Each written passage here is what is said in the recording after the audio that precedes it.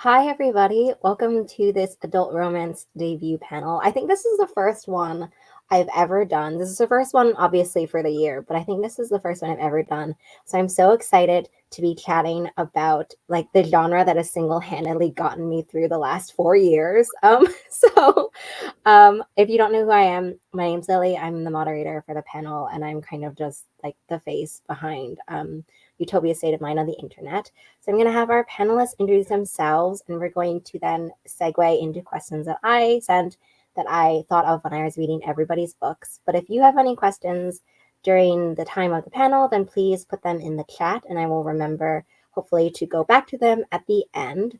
So Emma, would you start introducing yourself? Hi, I'm Emma R. Albin. My debut novel, Don't Want You Like a Best Friend, came out on January 9th in the US and January 11th in the UK. It's about two debutantes who team up to get their widowed parents together instead of finding husbands themselves and inevitably end up falling in love with each other in the process in 1857. And it was pitched as a lesbian Bridgerton meets The Parent Trap. And I live in Los Angeles and work as a screenwriter as well.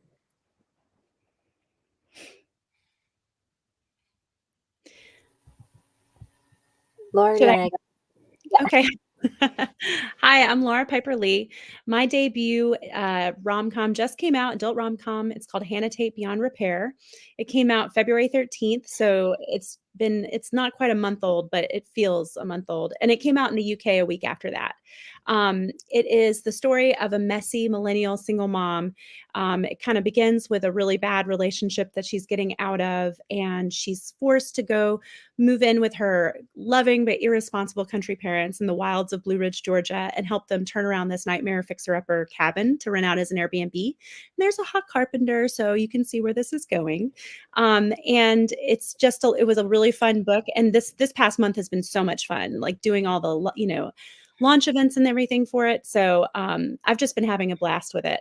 I live in Philadelphia, even though I'm from Georgia, and my folks do live in Blue Ridge. So a lot of it's kind of close to home for me as well. My turn. Hi everyone. My name is Kaden Armstrong. I am the author of Truthfully Yours, which is a self-published adult romance. Truthfully Yours follows Charlie, who's an autistic, queer young woman, and she calls out an actor for his ableism at a convention, and the situation goes completely viral. So her friend signs her up for a work stay program in Stonehaven, Scotland. And she just happens to be rooming with the co-star of the actor that she called out. So it's kind of and they were roommates, forced proximity mess over the summer. I'm originally from Los Angeles, California, but I have lived abroad for almost 6 years now. I lived in France for 4, and I now live in Edinburgh, Scotland. I'm autistic and I'm queer, so it's very much like an ode to that experience and also like fandom life, because I was a blogger on the internet, so I'm used to being in Lily's shoes, so it's a very new experience for me to be on this side. I just want to start off with a pretty basic question, which is kind of what draws you all to the romance genre, and what is your latest romance read obsession? Because I always do the really mean thing where I ask like authors to tell me what they're reading and what their favorite books are. Emma, do you want to start? So I love romance, obviously for the happy ending. I like going into a book and knowing how it's going to end, but getting to experience that journey from beginning to end. And you are always wondering how they're going to end up happily ever after. Like it's still a surprise, even though you know it's going to end well. And I also love banter and I love angst and I love fluff, and that's kind of everything in there. And it's also a genre that everyone can play in and can explore these really deep and insightful problems while still having a happy, hopeful ending. And I think that that's really worthwhile and something that we all need. We need a happy ending and we need to be able to grapple with difficult issues, but know they're going to turn out okay. And my current romance read, I just finished The Dead Romantics, which I know I'm a couple years late, but now that I'm working in publishing, that book has so much inside baseball. It was so delightful to be like, oh, I know what that is. So that was really fun for me this week. I loved The Dead Romantics. That was one of my favorite reads this past year. Um, So the latest, I've already forgotten. I'm sorry. What was the first part of the question? What draws you to the romance genre? So for me, it is the fluffy banter and the flirting. The feeling I get when I read good flirting between two people that I am ready to see together is just like that happy little butterfly feeling. That is why I read romance. And so I prefer, I tend to gravitate towards rom-coms, which is what I write, because I love to laugh and I love the flirting and I love those light fizzy feelings of falling in love. Those are just, that is the good stuff for this genre for me. And I also, as far as latest romance read obsession, I have to plug one of our fellow 2024 debuts, Alexandra Vasti, because I met her. I love her as a person. She's a good friend, and I started reading her self-published novellas, which were then picked up for traditional publication and just released the Halifax Hellion series. They are so fun. They're really ridiculously hot historical rom-coms. They have that fizzy banter flirting thing just down to a science. And she just released her debut, Ne'er-Do Well, I always have a hard time saying that one, comes out in July, but her Hellions novella series is out. And she just released a new self-published novella called The Chemistry of Familiar Objects, which I just read and just pitter patter my heart. Like it might have been my favorite one of her novellas yet. It's so good. She's a ridiculously talented author. So she's like my read everything from now on forever author that I'm like super hyped about. I have to like brag on her everywhere I go. So what drew me to romance genre? I always find this question like really hard to answer because I feel like I've always been reading romance, and even when I wasn't reading romance, I was attracted to books that had a very like primary romantic plot, I guess. I mean, I grew up, my mom, she used to have to go to auditions when I was young and I was homeschooled. So she would put like Nora Roberts books on in the car and then just like skip over like the inappropriate scenes. And so like I like grew up listening to like Nora Roberts books. So I feel like romance has always kind of been there for me. But I think what really drew me to the genre as an adult was actually how much I saw myself in the pages. I think it was one of the first times that I ever read an autistic or queer representation was actually an adult romance. And like it was a very incredible genre that I found helped me explore all these like feelings that I had questions for. And I think too, like romance as a genre, when you're already talking about sex or sexuality, you're inherently also talking about like other forms of identity. And I think that's why we're seeing like such like not a trend, because it's not a trend, but we're seeing so many amazing like diverse books come out right now in romance and having those conversations. And then a book that I just finished and I would recommend is Cinderella's Faking It by Dylan Dyer. So it is extremely steamy. So it is not a Fade to Black or closed door romance. So like definitely beware. But the neurodivergent rep is absolutely incredible.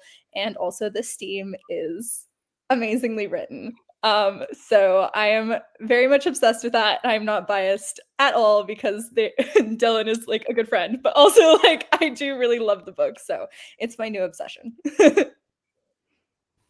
I think I'm gonna have to rewatch this later so I can like write down notes because I can't open multiple tabs at the same time while I'm moderating this. But yes, I loved The Dead Romantics as well. I'm really excited for like the next one from Ashley Poston, which I don't even know what it's called. But also, I had like a novel in it or something like that. A novel I story, I think it is. I was like, I feel like there was a book on the cover Yeah. of the book. I wanted to know from you all, how is your journey, or how's your journey been from inspiration to publication, since all of your books are out, and what has been the how's post-pub life been treating you? Laura, do you want to start? Sure. So this particular book, I had like a really fated beginning with it. I was writing children's fantasy novels before I came to adult romance. I mean, I read romance forever, but I was writing children's novels. And my agent was called me up one day and she's like, I really think you need to take a break from that and explore writing rom-com. I think you have the right voice for it. And I laughed it off and was like, oh yeah, sure. If I come up with an idea, I'll get back to you. And then I dreamt up the idea for Hannah Tate Beyond Repair that night, like literally that night. And next day pitched it to her. And the 2 days later, I had the first few chapters of it written. And those chapters to this day have not changed, like maybe little word tweaks and jokes added in, but they're like, so I've often felt like this book was really just driven by the universe to make me become a romance author. And writing it has been so much fun. And because I sold it on proposal. So I really, the first 5 chapters were written, the synopsis was done, but then I had to write it after I had sold it. And that was interesting because people don't do that for debut authors. So I got really lucky in that situation. And it was really nice because it felt like, well, this book is already loved. It already has a home. And so I had just good vibes the whole time I wrote it. And I think it really shows in the book because the book is just very, it's like a hug, you know, a very steamy hug at times, but a hug. And so I had a great time. Then I got really stressed out after it was written, and it was just like publishing, promotion, all of the getting ready and the waiting. It was just one of the most stressful periods of my life. And now that it's been out, it's just felt like such a release of all of that pent up anticipation that was making me feel crazy. So I've had just a charmed 3 weeks ever since it came out. Like it's just been like the launch events are ridiculously fun. It's so fun to meet readers and chat with them and everything. So I've just had a blast. It's been so good. I'm gonna guess and say that I'm going next. Okay, so Truthfully Yours was kind of like it came to life after a moment of like immense pain. I don't know if that makes sense. Which people who can like who read the book probably guess that. I don't know. It's kind of my I call it my autistic rage book. So I was like recently diagnosed. I was writing YA fantasy and my computer crashed and I lost 80,000 words of the current project that I was working on. And so I was kind of like, I don't know what to do. It's summer. And I was also kind of dealing with the after diagnosis trauma, which is I'm diagnosed and now I'm suddenly extremely aware of all the ableism that I am facing. And I was kind of like working through all of that. And like working through my diagnosis. And I came up with this idea and I got lunch with a friend and I just pitched it. And I was like, this sounds like really dumb. I've never written adult romance before. Like, I don't know if I can do it.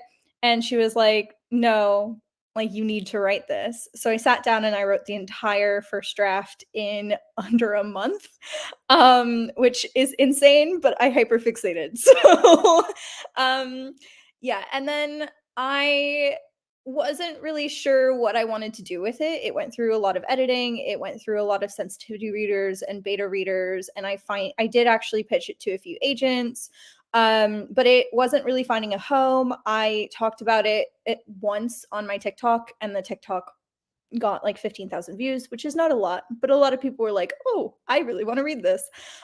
So I kind of just said, well, let's look at self-publishing. Obviously I knew about self-publishing in like the romance industry as from the blogger standpoint. I'm also a bookseller. And the self-publishing world in romance is so strong and vibrant and wonderful. So I decided to self-publish. And then after publication has kind of been a little strange for me. I think being autistic, I got a little overwhelmed when Truthfully Yours came out. So unfortunately, I kind of stepped away from social media and I actually stepped away from marketing my book the past month since it came out, also because I am opening up my own business. So I have a lot going on in my life. I also got engaged. So literally like the past month has been insane. So I'm kind of putting my author hat back on and I'm marketing it more now, but it has been absolutely incredible. And like every comment and review has like made my world. And yeah, I had a launch event too here in Edinburgh, and that was an incredible experience as well. So I could not be more thankful. So I came up with Don't Want You Like a Best Friend, it was my I'm on submission book and I need to work on something else book. Because I was on submission with a straight romance that did not sell. Shocker. Uh, and I came up with the idea for Don't Want You Like a Best Friend, started writing it, and it was this kind of kismet of like, oh, this is what was missing. This part of me was what was missing from my writing. And I wrote it very quickly. I knew the whole thing. It was very, very organic. And then in the spring of 2022, we sent it out on submission and it sold in a 2-book deal. The second book, You're the Problem, It's You, comes out in August 2024. And from the point that it sold in 2022 to now, and basically through my debut, I was either editing a book or drafting a book, just sort of straight on. And that was, for me, that was really grounding because it was just something I could do every day and I knew everything that was coming next. And so the launch kind of crept up on me and was spectacular. I had a wonderful launch event here in LA. It was really wonderful. But after that, I kind of crashed about a month later, and I'm sort of coming out of the post-debut slump now and working on new things and sort of reestablishing all of my systems and my practices and everything. The social media of it for me was really exhausting. So I very much understand that, Caden, that I found that really, really overwhelming, and trying to balance it with my full-time day job has been a real learning experience. And I think I have a better balance now. But trying to do like multiple posts per day for like a month was perhaps more than I needed to try to do. But it's been really joyful to hear from readers and to hear that people identify with this book that meant so much to me and taught me so much about myself and my own voice. So that's just been really beautiful. And I'm really excited to do it all again in like 5 months. So we're back on that ramp up toward launch for book 2. So it's been chaotic but fun. I want to ask a question that I always think about when I read romance books and also books in general, I guess. But I want to know specifically because I feel like romance books or the romance genre has, they have conventions and they have like things that everyone expects and stuff. So I want to know how you all craft a good third act conflict or like a good third act, emotional angst, emotional moment, and how because there's an art form to like pushing readers and pushing characters, but obviously not going too far and not going far enough, I guess. Bending and breaking. So I want to know, how do you pull it off? And Caden, do you want to start? I was hoping I wouldn't have to go first with this question. So I don't know if anyone knows the terms for plotting, like who's watching, but there's like the pantser and the plotter, and like the pantser is the one who doesn't plot, and then obviously the plotter is the plotter. I have never been a plotter in my entire life, and that applies to if I'm writing fantasy or romance, and it's not a good practice. I don't recommend it. But basically, I believe that I have to sit with my characters and basically write them for a certain amount of time before I can actually tell what is going to happen and like what choices those characters will make. And so I think for like I'm writing book 2 right now, and it's already a very different third act conflict. And I like saying it as a third act conflict instead of third act breakup. Specifically in Truthfully Yours, I knew that I didn't really want something that felt like a planned third act breakup that was just to have conflict and no other reason. Like I wanted something extremely organic, and also extremely realistic to the characters, their trauma, how they react to a situation. And I don't want to spoil Truthfully Yours, but that is where the third act conflict was really created, is by exploring my one of my characters, Paige, exploring his trauma and like how he reacts to the world and how he sees the world, and also how he protects the people that he loves, which is a little bit by self-sacrificing his own happiness. So I think it was very clear to me that that was going to be the root of the third act conflict. And yeah, I'll let others speak. Hopefully I answered your question. Sorry.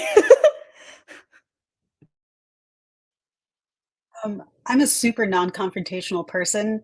If you put we didn't shout in my family, everything was talked through to death. We're like hyper communicators. So if you let me, my characters would sit in a room, resolve all of their conflict really peacefully and like really gently. So the way that I go about creating a third act conflict is to build in as much conflict as humanly possible along the way.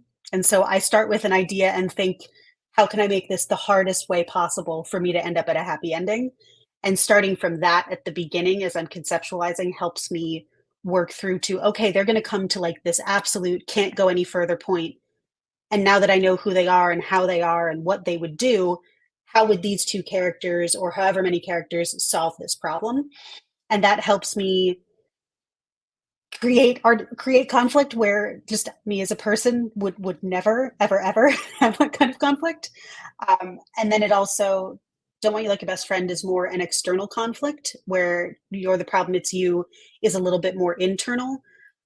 They are all queer people living in the 1850s, so there's a lot of external conflict to begin with. It's not a queer positive time, but that was part of also as I conceptualized the books, that one of them was more external, one of them was more internal, and that made it interesting to work through those conflicts and hopefully have them seem unique while still being interconnected because it's the same world. So, I really like that idea, and I'm gonna steal that. I'm like dead in the middle of book 2 revision, and I might take that and chew on it for my third act conflict that I'm working on right now for my second book. For Hannah Tate, the way I looked at it, and just with romance in general, these two characters have a wound. They have something that, that's keeping them from being able to be them both their true selves, their happiest selves, but also that's preventing them from falling in love or finding love in general and happiness.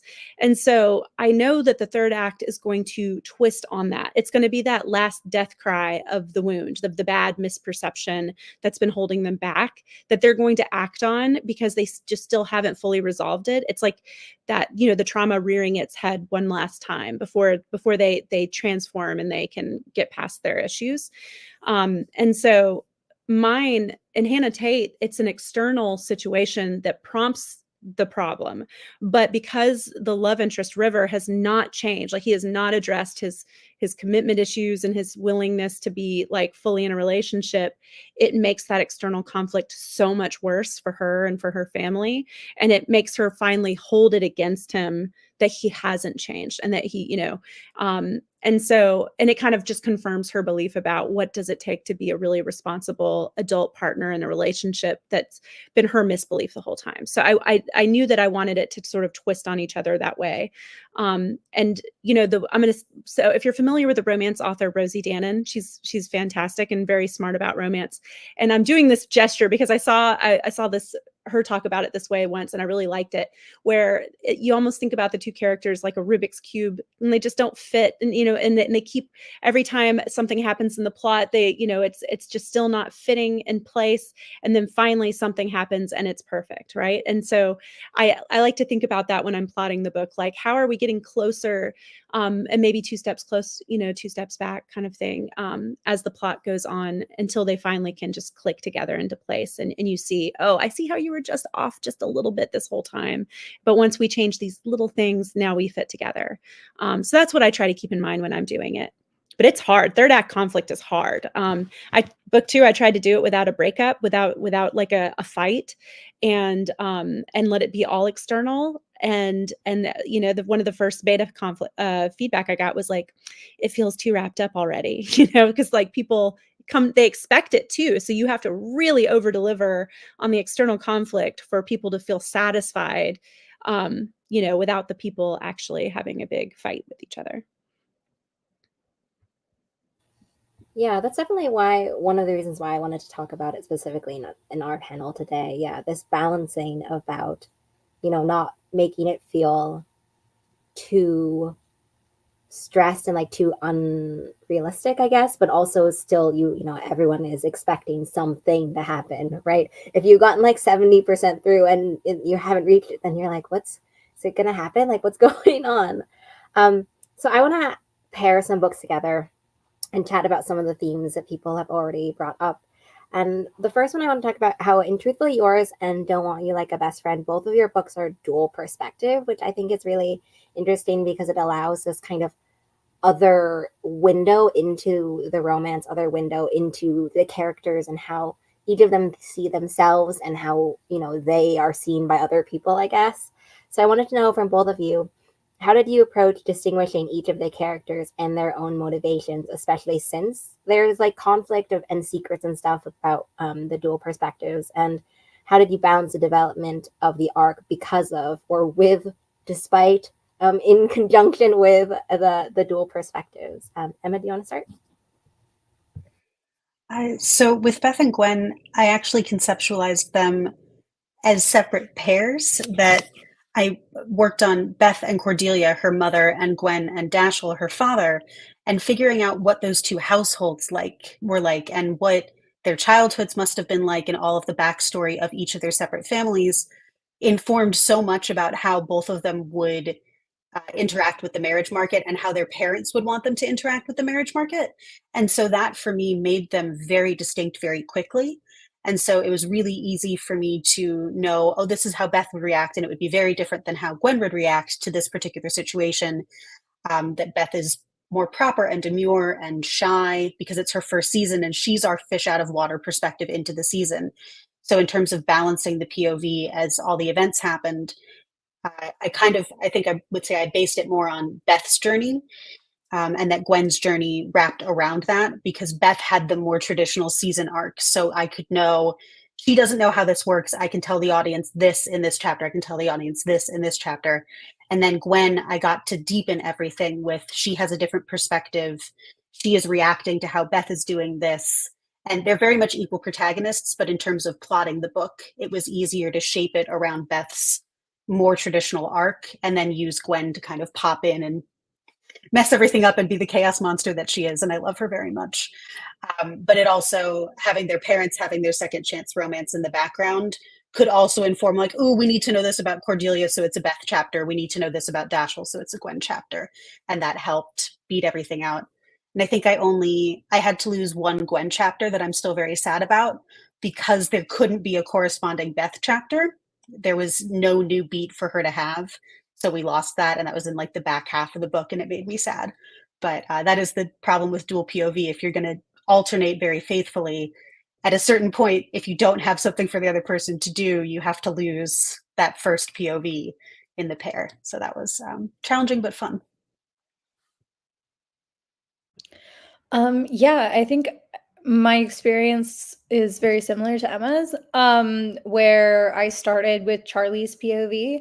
And, you know, the story starts with Charlie. The inciting incident is, you know, Charlie's almost life crashing down around her, and her having to kind of pick up the pieces.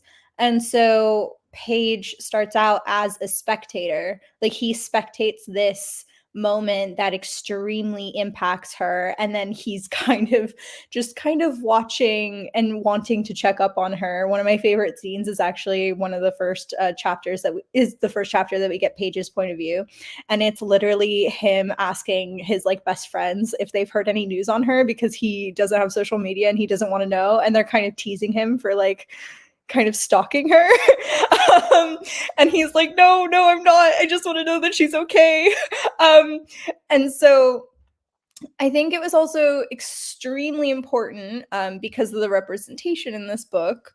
I instantly knew that I not only needed Charlie's perspective to showcase what the autistic experience is like from an autistic person, but I also really needed Paige's perspective to show how Charlie is perceived. A lot of ableism against autistic people is how people expect them to act and also how they are perceived by the world.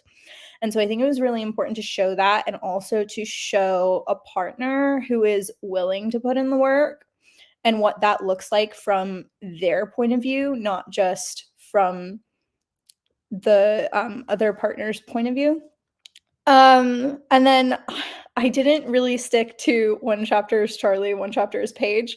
I couldn't do that. I just basically felt where, okay, this is where I want the book to go in terms of plot, and these are the conversations that I want to have in this chapter. So whose point of view would benefit, I guess, from that perspective.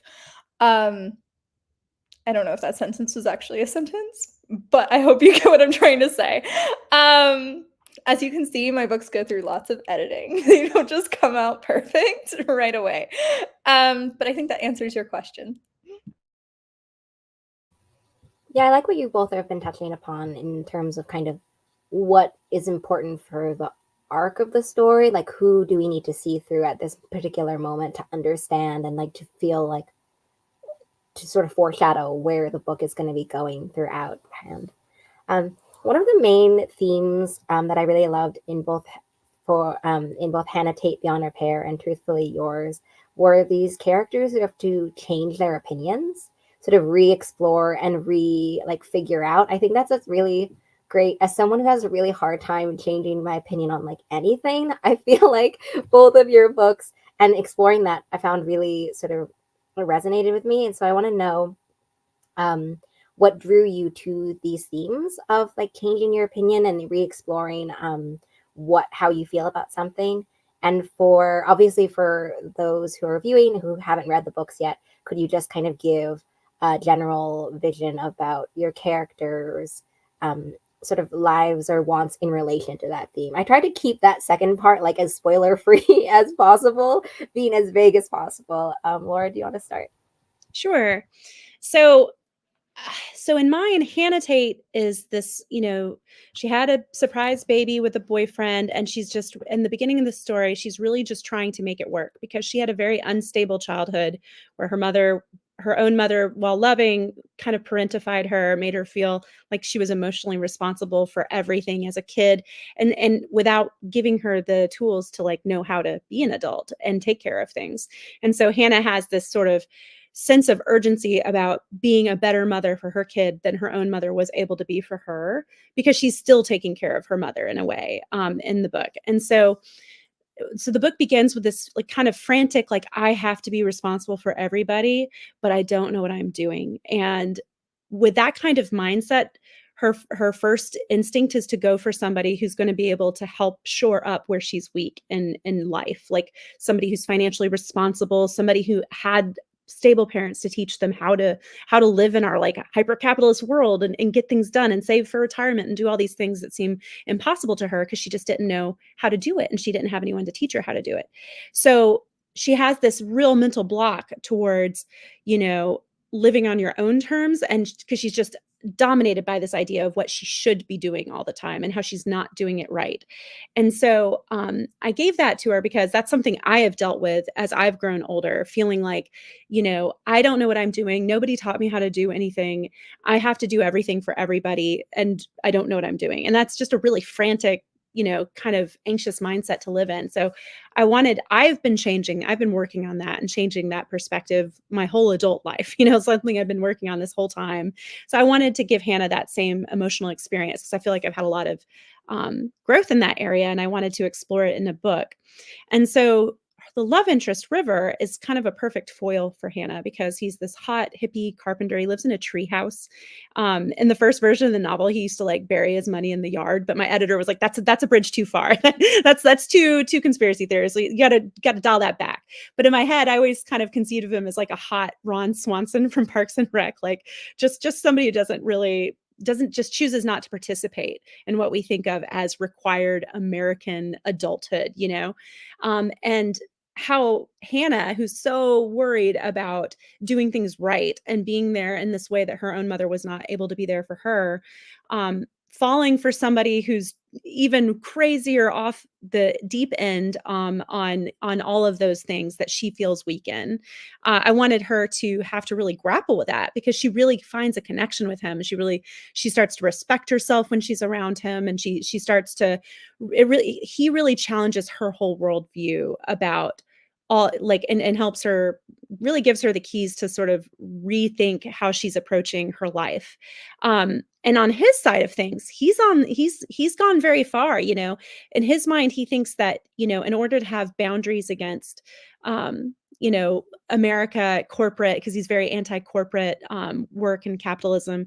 He feels like he has to like completely opt out of things like having a cell phone and being generally communicative. And he makes a decision where he wants to be in that moment. And if he doesn't decide to be with you in that moment, then that's something you should respect. So he has these like very ironclad boundaries he's developed to deal with our world, but those kind of shut Hannah out. And so these two have these very strong opinions about what it means to be, an adult in today's America. And they have to kind of, that's that thing, they're like butting up against each other's ideologies, and until they finally click into place and sort of figure out how to make room for the other's opinions and how the other person's opinions can actually add to their life, and the way that, expand their worldview instead of narrowing it. And so that was a lot of fun to write, because, as I've gotten older, finding people who are like River out there, living their lives, doing their thing, just doing what they want. It's so fun. It's like, good for you for like being brave enough to live a different way than what we're told we have to, So that's what I wanted to do with Hannah Tate Beyond Repair. Yeah, so in Truthfully Yours, we obviously have Charlie and Paige, and I think a part of the changing of opinions of each other stemmed from really Paige's background more than Charlie's. So Paige, I really wanted to kind of have conversations around being in the public eye as like an actor. Obviously, my parents work in Hollywood, so I grew up in LA and I grew up kind of in that culture. So I kind of drew on that experience, and also being kind of the experience of being a blogger online for so long, and how people kind of are expected this kind of like people expect to know every single thing about you. And so Paige is very much fighting against that. He had a very traumatic situation happen to him and his family when he was really young. And so, he uses a different name for his acting. He's not on social media. He doesn't talk about his life. His one rule is that he doesn't do interviews. And he won't talk about anything other than the show that he is on or the project that he's working on. And he does that from a sense of protecting not only himself, but also his family and the people that he loves, and protecting their sense of privacy. And when he gets into the situation of rooming with Charlie, one of the first conflicts is that when he was asked about the situation with Charlie at StarCon, he said no comment. So she comes into this environment assuming that she's not necessarily in a safe environment because his coworker was extremely ableist to her. And I think for Charlie, she's had to assume this. For her, it's an assumption that protects her as well. So they're both very similar, but doing it in very different ways.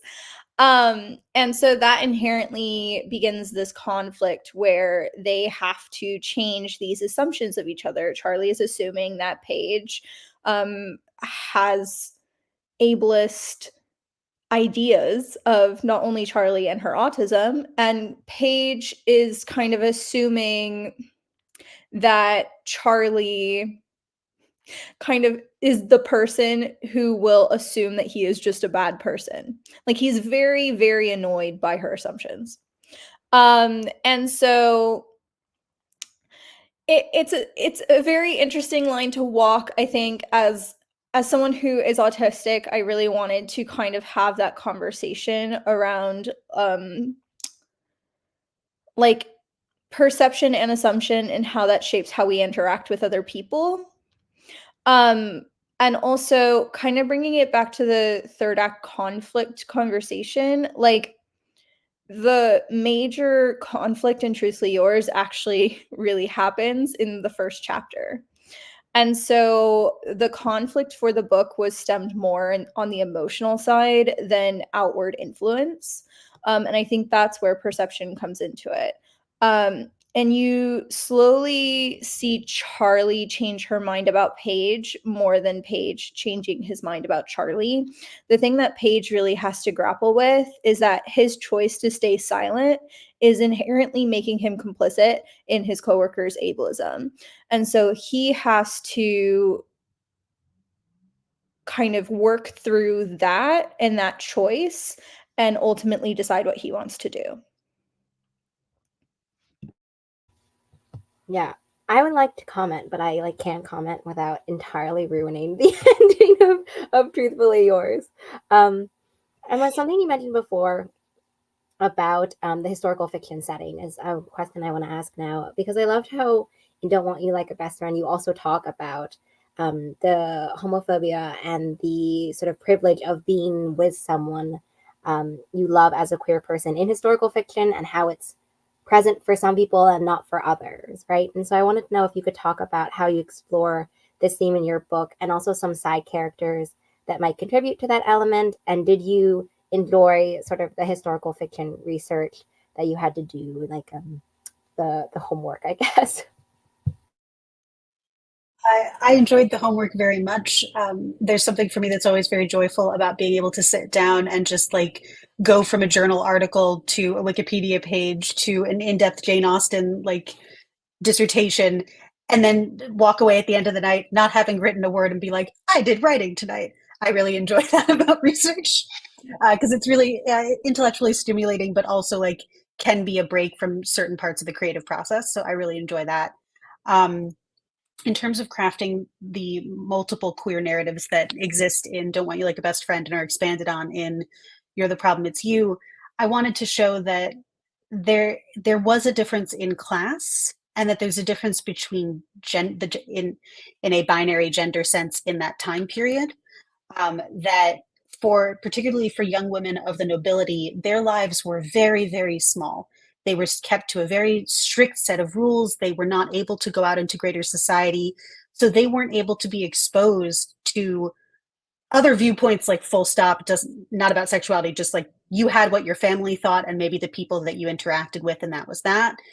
But in terms of sexuality, in terms of gender, in terms of uh, race and political thought, you were not exposed to anything. And so I wanted to show that for Beth and Gwen, they've never even considered individually that they could be queer because they've never seen anyone who is. And as the book goes along, Gwen is introduced to characters who are queer and have been living lives around her that she never even thought to look for because she didn't know it was possible. And I liked the idea that Beth and Gwen find this together. And in a lot of queer historical fiction, one character or the other has already sort of had their queer awakening. And those are fantastic stories. And there's so much to that particular story structure. But I really wanted them to both figure it out together and for it to be brand new for both of them. And that was just important to me for this particular book.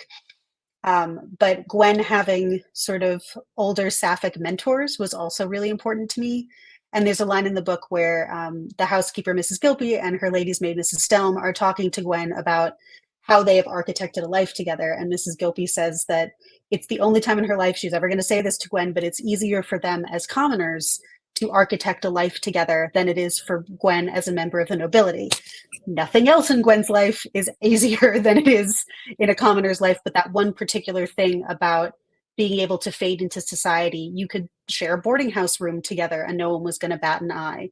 There were many ways to architect a lifestyle and where you were able to be with the person you loved. And there have always been happy queer people. We hear about the tragedies so much more than we hear about the small, important, everyday lives of queer people who found ways to be together and live happily and fulfilled and be fulfilled throughout the course of history. And there have been allies across the course of history. We just don't get to read about them that much. And I really wanted to show allies and different ways of being queer. And that's very much expanded on in book 2, and You're the Problem, It's You, where we follow Gwen's cousin Bobby and Beth's cousin James, because as young men, they can leave the world of the nobility and experience life outside of it. And so I was very excited to explore that. And that gender binary of just being a young man gave you so much more freedom. And so there's just layers upon layers upon layers of why Beth and Gwen are in the situation they're in. but that I wanted them to have joy and to have support because it has existed the whole time through, and I wanted them to have that. I was actually reading your book at the same time as I was reading Most Ardently, which is like a YA queer retelling of Pride and Prejudice. So both historical fiction queer stories. And I felt like both of your books have that great tie where you talk about like the existence of queer people throughout history, but also how these layers of privilege are interacting to create spaces, but also roadblocks for certain people depending on like XYZ. By the way, I've realized that I've totally gotten absorbed and forgotten to keep mentioning that if anyone has any questions, please put them in the chat. I'm going to ask more questions because I'm that interested. I wanted to talk about something, Laura, that you had mentioned before about River and how you approach change and love and the interactions you were talking about between like River and River's own personal journey and character arc. So I wanted to know if you could talk about the theme for new readers and how you approached the theme from the beginning. Did you always know how River's like character arc was going to develop throughout the story? Yes, I always knew that he was gonna be this sort of foil to Hannah's idea of what she wanted in a partner and what she thought was the right way to live your life. Um, I definitely, in the first draft, made him probably a little bit touched too, like I said, a little too close to conspiracy theorist level, living off the grid, so I dialed that back a little bit. I mean, honestly, you just don't know where he keeps his money. It could be in the yard. I was like, "Well, we're not I'm going to keep that because I think it's funny in a way."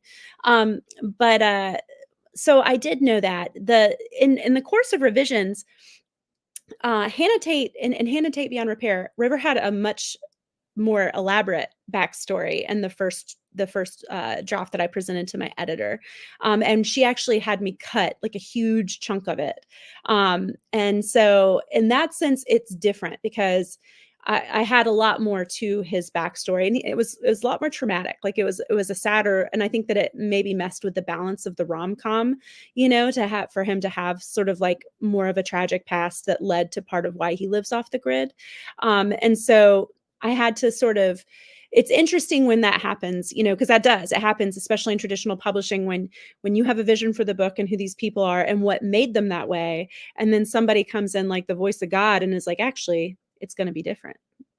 Figure it out. And so I did. And so I would say that he had a much like the outcomes were the same, but what drove him to it were very different. And in the first part of the first way I presented the book versus how it got published. And I like them both. It's funny every now and then I get a comment like being like, I wish we had a dual POV so we could understand River better. And I'm like, well, I mean, it was never dual POV, but he did have a much more extensive background in that way. But yeah, I always knew I wanted him to be this, hot guy in a treehouse that was just living life in such a way that I want to live it. Like he only takes jobs when he needs the money and wants to work, and otherwise he's just reading and living and just out in nature. And I think that's so idyllic. Like I wish I would much prefer a life where I only worked when I absolutely had to because of a pressing need at that moment, and that otherwise I could just float along the way he does. I think that's very, enticing. I'm a lawyer at my day job, so I definitely the idea of no conflict, it's appealing to me. You mean like River's tree house squirrel like money stashes? Instead of in the yard, it's like even hidden up in the upper like branches of a tree instead. I wouldn't put a picture of him. As soon as you said that, I was like, yeah, he probably would like have a secret balloon like hidden in a tree full of just money or something. I want to ask Caden a little bit about the fandom in Truthfully Yours. It was one of my favorite aspects, and specifically also like I don't know what's called, but like little screenplay sections in Truthfully Yours. So I wanted to know, how did your love of books and also fandom universe, fandom spaces encourage and inform your creation of Truthfully Yours, and sort of what fandoms you personally feel very strongly about, and sort of what drew you to that influence within Truthfully Yours? Okay, yeah. um, so, oh wow. Okay, so one of my first memories is watching Star Wars with my dad. So my dad, I grew up with a dad who is not only a film nerd but is a comic nerd. He has a massive graphic novel and comics collection.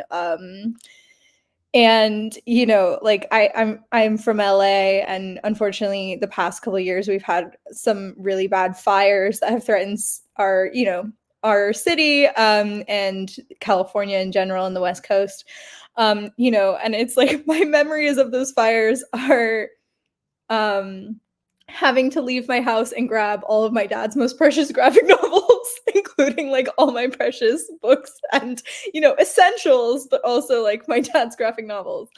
um so, fandom and fandom culture was always surrounding me growing up. And then when I was 13, I got really intensely into books. And obviously, like being autistic, you have special interests. And books and fandom were extremely tied to all of my special interests. And also, a way that I could express that was through reading fan fiction and participating with fandoms online. Like I got into book blogging because I originally was just talking about these fandoms, that I started reading and started participating in.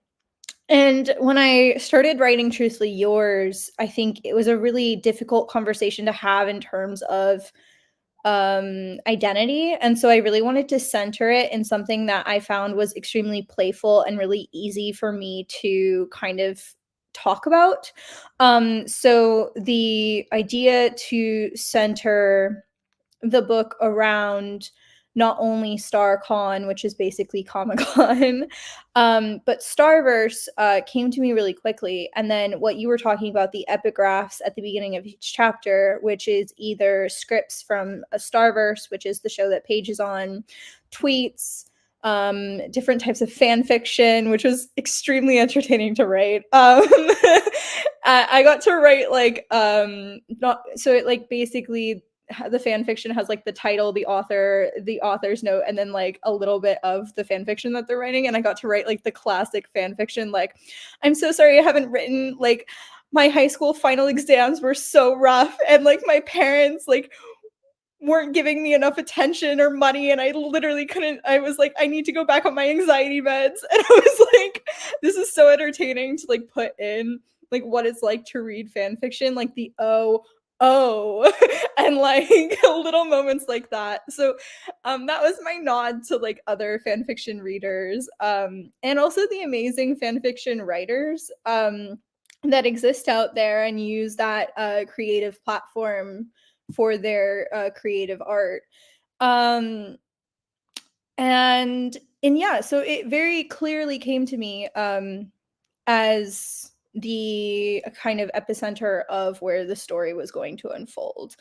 And then Starverse is it's directly inspired by both Star Trek and Star Wars. I was like, oh, you want to have a rivalry? Well, I'm gonna make a show that's basically like your two things put together.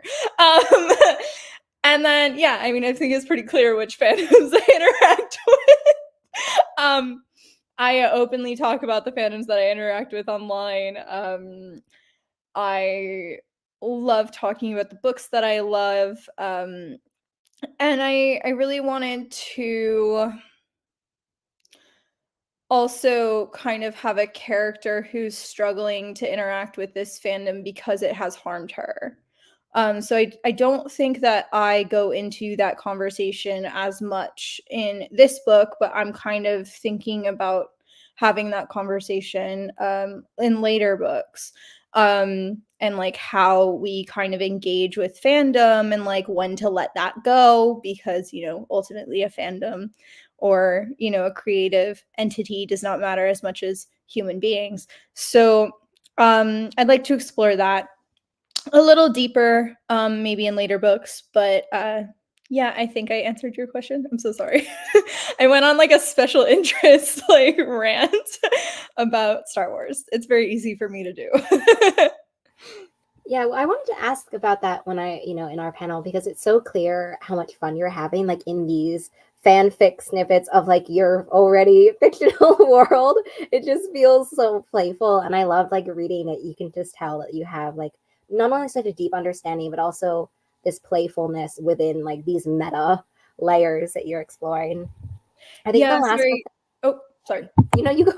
Okay, sorry. I was just gonna say, like, Truthfully Yours is not necessarily a rom-com. Like, it's a romance, but it was very clear in early beta reading that like people were like, "Oh, don't market this as like a rom-com because it's not a rom-com." Like, it deals with some very heavy topics. So I think those epigraphs were like a way for me to lighten up the mood a little bit because we are having these like very heavy discussions about like ableism and how that affects a person's like psyche and also like queerness and being queer in the public eye, etc. So fandom was a way for me to not only explore those themes more and show what it's also like to be like an autistic person online and how other people perceive that through like the tweets and how also Killian Glass, who's kind of the villain, is perceived online. But also, lighten it up and make it not so emotional. Yeah, I'm glad you brought up the tweets. I was also going to bring up the tweets and like the levity, but also the very real like comments that echo things that you see like online and conversations that are around in the online space. I want to ask you all if you could tell us a story about behind your title, because I love them all for various reasons. Emma, do you want to start? Because I feel like every time you say it, I always am just hearing like all of these songs basically as soon as you like say any of your titles. So can you just start us off? So, Don't Want You Like a Best Friend is called Don't Want You Like a Best Friend because the second book is called You're the Problem, It's You. So, my publishing team came to me and said, "We want to call the second book You're the Problem, It's You. And we want to have book one have a similar Taylor Swift inspired title. Can you come up with some ideas that you like?" And so I went through every single song and every single lyric that was even moderately sapphic coded that had ever come out of Miss Taylor Swift. And I made a long list. I think there were 14 or 15. And Don't Want You Like a Best Friend was the last one. And my editor wrote back in about 5 minutes, was like, "That one, we want that one." And I went, "Okay," because we wanted very specifically to have a very modern title with a period historical cover, because the books sit on this kind of intersection of contemporary and historical romance. They wanted that juxtaposition very like prominent on the cover. And so having these Taylor Swift inspired lyrics, I think does that very well. And you look at the book and you go, "Oh, I know exactly what that is," and you're able to pick it up. And Don't Want You Like a Best Friend says exactly what the book is on the tin. So I'm very happy with where we came up to. But that was, I will not take credit for coming up with the idea to do this. That was entirely my publishing team. They're brilliant and they really know what they're doing. So I'm just along for the ride. I came up with the title for book one, but like all of the kudos comes to them because it was their idea to do it that way. Laura, do you want to go next? Yeah. So I had a working title for Hannah Tate, and it was not Hannah Tate Beyond Repair. And I knew it needed to change. Originally, what the working title was Five Heart Review, because it's all about how she like renovates this cabin for an Airbnb, but also this like love story of a family, because she's coming back together with her parents who kind of traumatized her as a kid, and learning how to be an adult that doesn't try to fix all of their problems, that like letting them just live their lives. And she also is falling in love with River, and she has this baby, who's at the center of it. So to me, like the idea of the Five Heart Review was like everybody's coming together. I knew I did not want that to be the final title, just because I feel like it's asking for it in reviews to be like, "Wow, this is zero heart reviews." I was like, I'm telling you this is what I think of this book as, but I don't think that this is the smart. I feel like it's asking for mean comments one day down the road. And so, man, must have come up with a million titles for my editor to look at. And ranging from like, romance is a pun safe atmosphere, right? Like people love puns and romance titles. So I really dug into some of those and was like scared, I was like, oh God, I hope they don't pick It Could Cabin to You. But I mean, maybe they will. I don't know. So I was just trying to be like, is this what you want? Like, I don't know. Um, I'm so glad. Not that That's an excellent one. Put that one away for yourself. I would buy that in a heartbeat. Well, maybe that'll be a novella that's a spinoff or something of it. But yeah, I mean, it's fun. It's just like, I just didn't know what they wanted from me. And so with Hannah Tate Beyond Repair, that one came from this idea of being like, she really thinks that she's broken as a human, and there's even a line in the book, because River is a carpenter, that she's like, this guy doesn't have what it takes to fix me, because that's what she thinks. And her bottom line is that she needs somebody to come in and be an adult with her to show her how to do what she's never been able to do, which is some pretty toxic thinking. And toward the end, though, she understands, like, there's nothing wrong with her and everything. And so Beyond Repair kind of works both ways when you think about it that way, because on one hand, it's like, yeah, she's so broken, it's beyond repair. But then also like this idea that I am beyond, like the idea of needing to be repaired. And it's about, there's a heavy renovation aspect to the book. So luckily, that one rang the bell for my editor. And I mean, she even said, she was like, oh, as soon as I saw that one, I laughed out loud. Cause I mean, she knew the story. So she was like, yeah, that's it. That's the one. And I was glad, because I mean, we had this Google Doc. It must've been like, I must've come up with like 200 titles before we figured one out. So it was starting to really stress me out. So I was glad that something landed and that feels good. And also, now that I have a naming convention, it made naming book 2 easier, which is Zoe Brennan First Crush. And so I was just like, oh, I did it. It was hard the first time. And now this one came much, much easier. Yeah, so Truthfully Yours didn't have a title for a very, very long time. One of the things that I hate most about writing is coming up with a title. Like I absolutely hate it. I will put it off for as long as I possibly can. And I think I struggle with fitting an entire story just into like a few words. And also, we can say that people won't judge books based off of their title or their cover, but like they do. So I wanted something that really spoke to the story. There's a quote at the end of the book where it's talking about like seeing a character's truth and like how beautiful that is. And I think, again, going with the theme of the book, it was really important that Charlie was loved for who she is unmasked, and also finding a partner that she can unmask with. And so I didn't want to be too on the nose and say like unmasking or something like that. So I really stuck to this word truth, and I played a lot around, wow, words. I played around with the word truth in a couple different ways. And Truthfully and Truthfully Yours kind of came along. And then I was like, wait, that works. And I stuck with it. And it's really not any deeper than that. I was like, oh, that's a good title. I don't need to worry about this anymore. I don't want to worry about it anymore. I would rather worry about more important things, like editing the book. So I think it just kind of captures really the heart of the story. And then, yeah, I haven't announced book 2's title or later books titles, but it is helping inform the other titles that are coming soon. I want to know, Emma, maybe not now, maybe you don't have it memorized, but I want to know the other 13 or 14 lyrics that didn't make that were before Don't You Want You Like a Best Friend? I know we had I Wish You Would, which is another title in our debut group, so I'm really glad we didn't try to go with that. I think I had some lyrics from Maroon.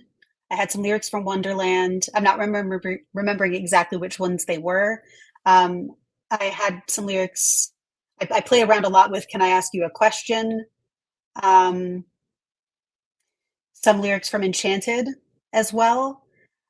So it was a whole set of different like phrases and little things, and some were just song titles, and it was just trying to find like the right reference that really spoke to the book. And as Caden was saying, like the cover and the title really matter, and so we landed on this. Like you look at the book and you go, I know exactly this is must be Friends to Lovers, okay, and you can pick it up and walk away. I don't know that we'll do any more Taylor Swift titles as I go on in my career, but I've enjoyed these two, and I think the trend is dying down now as well. It does seem like the tide is turning on these titles. I see a lot more hate on Taylor Swift inspired titles than I see love for it right now, just online in general. So I think we're at the end of this big curve, because there are like 200 or 300. My books are not alone in loving this Taylor Swift. So I think we'll see that maybe go down, and maybe it'll come back up again later. I think she's going to write music for a long time. Well, thank you so much for everyone who was watching, and also thank you to the panelists. I've left everyone's links to their books in the description box below, so definitely make sure you check them out now that they are all out, and you can enjoy them and pick them up immediately. But thank you as well. Sorry, I already said this, but thank you again to the panelists for chatting with us. And I hope everyone has a really great rest of your day and extra hour or less hour, or, whatever time you have left of the rest of your day. Bye, everybody.